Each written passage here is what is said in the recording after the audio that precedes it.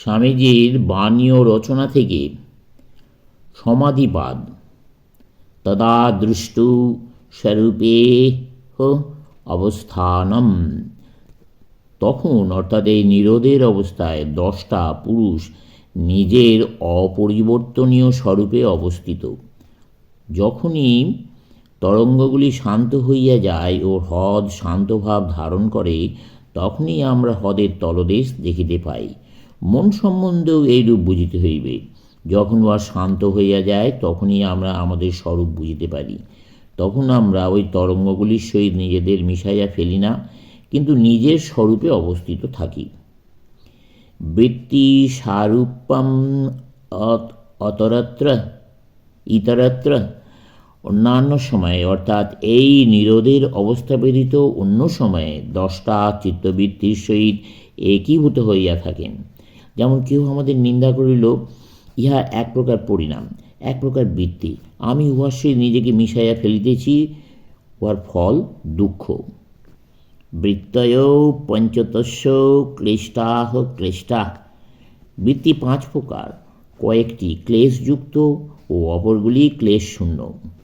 প্রমাণ বিপর্যয় বিকল্প নিদ্রা স্মৃতয়।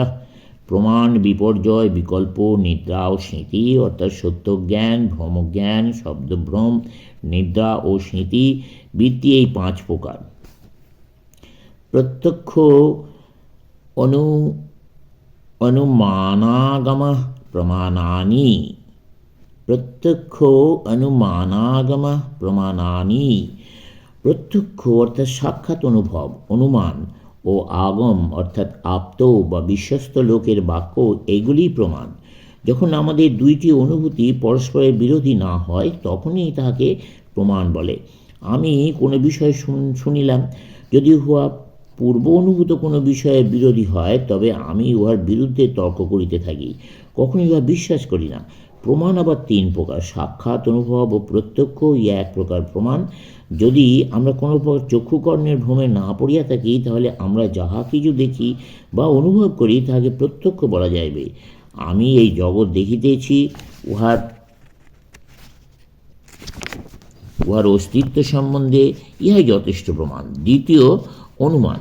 তুমি কোনো চিহ্ন বা লিঙ্গ দেখিলে তাহা হইতে উহা যে বিষয়ের সূচনা করিতেছে তাহা জানিতে পারিলে। তৃতীয়ত, আগম বা আপ্তবাক্য। যাহারা প্রকৃত সত্য দর্শন করিয়াছেন, তাহাদের প্রত্যক্ষ অনুভূতি। আমরা সকলেই জ্ঞান লাভের জন্য ক্রমাগত চেষ্টা করিতেছি, কিন্তু তোমাকে আমাকে উহার জন্য কঠোর চেষ্টা করিতে হয়। বিচাররূপ দীর্ঘকাল ব্যাপী বিরক্তিকর রাস্তা দিয়ে অগ্রসর হইতে হয়, কিন্তু শুদ্ধ সত্য যোগী এ সকলের পারে গিয়াছেন। তাহার মনশ্চক্ষুর সম্মুখে ভূত ভবিষ্যৎ বর্তমান সব এক হইয়া গিয়াছে। তাহার পক্ষে সবই যেন একখানি পাঠ্যপুস্তক। আমাদের মতো জ্ঞান লাভের কষ্টকর প্রণালীর ভেতর দিয়া তাকে যাইতে হয় না। তাহার বাক্যই প্রমাণ, কারণ তিনি নিজের ভেতরেই জ্ঞান স্বরূপকে উপলব্ধি করেন। এইরূপ ব্যক্তিগণই শাস্ত্রের রচয়িতা, আর এই জন্যই শাস্ত্র প্রমাণ বলিয়া গ্রাহ্য। যদি বর্তমান সময়ে এরূপ কেউ জীবিত থাকেন, তবে তাহার কথা অবশ্যই প্রমাণরূপে গণ্য হইবে। অন্যান্য দার্শনিকেরা এই আপ্তবাক্য সম্বন্ধে অনেক বিচার করিয়াছেন। তারা প্রশ্ন তুলিয়াছেন, আপ্তবাক্য সত্য কেন? আপ্তবাক্যের প্রমাণ উহা তাহাদের প্রত্যক্ষ অনুভূতি। যেমন পূর্ব জ্ঞানের বিরোধী না হইলে তুমি যাহা দেখো বা আমি যাহা দেখি তার প্রমাণ বলিয়া গ্রাহ্য হয়, আপ্তবাক্যের প্রামাণ্য সেইরূপ বুঝিতে হইবে। ইন্দ্রিয়ের অতীত জ্ঞান লাভ করা সম্ভব যখন ওই জ্ঞান যুক্তি ও মানুষের পূর্ব অভিজ্ঞতা খণ্ডন না করে, তখন সেই জ্ঞানকে প্রমাণ বলা যায়। এই জন্য উন্মত্ত ব্যক্তি আসিয়া বলিতে পারে, আমি চারিদিকে দেবদা দেখিতে পাইছি, উহাকে প্রমাণ বলা যাইবে না। প্রথমত, উহা সত্য জ্ঞান হওয়া চাই। দ্বিতীয়ত, উহা যেন আমাদের পূর্ব জ্ঞানের বিরোধী না হয়। তৃতীয়ত, সেই ব্যক্তির চরিত্রের উপর উহা নির্ভর করে। অনেককে এইরূপ বলিতে শুনিয়াছি, এরূপ ব্যক্তির চরিত্র কিরূপ দেখিবার আবশ্যক নাই, সে কি বলে সেইটি জানাই বিশেষ আবশ্যক। সে কি বলে তা আগে শুনিতে হবে।